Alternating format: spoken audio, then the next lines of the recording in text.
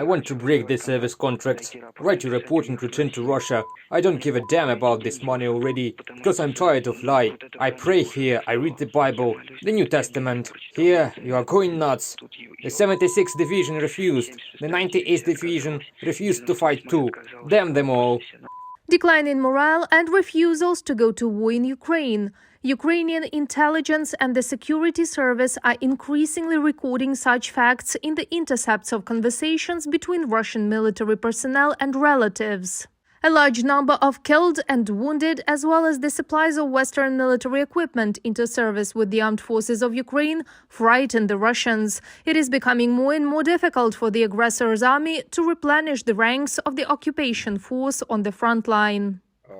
Partial mobilization is possible. Apparently, it can happen this autumn. But to do this, according to the Russian legislation, it is necessary to introduce martial law in the areas that border directly with Ukraine. This will be enough to call for a partially military mobilization. So far, for the next at least 2 or even 3 years, Russian general mobilization is impossible, at least for the reason that it is impossible to provide them with the appropriate types of weapons. Russians are not inspired to go to war either by lies on the part of the Russian leadership and commanders. According to Putin, conscripts do not take part in the so-called special operation. But in fact, even those sailors who survived on the Moskva cruiser after it was sunk by the Ukrainian military are planning to be sent back to the front line.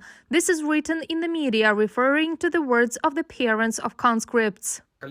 The number of people willing to sign a contract with the Russian armed forces is getting smaller and smaller. By the way, their conscription has now ended. On June the 15th, they extended it in order to catch the necessary number to call up personnel for military service. And as I understand it, they will now be pressured to sign a contract and leave for the military special operation to Ukraine. But even the covert mobilization carried out by the Kremlin does not give the expected results for Russia, experts say. The Russian TV shows victories, saying that there is no war. The TV says that there are no casualties, or there are 3,000 casualties there. For a country with a population of 140 million, it is impossible to find a relative of the one who was killed. And then bang, a man lying on a sofa who listens to such victorious news from the mouth of General Konashenkov, and then he receives a summons, comes to the military registration and enlistment office, and they tell him, "Do you want to go to Ukraine for a special military operation?" And he says, "Wait, why do I have to go? We have a lot of victories." Experts believe that those who carried out criminal orders on the territory of Ukraine will definitely face international justice. Both Ukrainian and foreign experts record war crimes, which do not have a statute of limitations.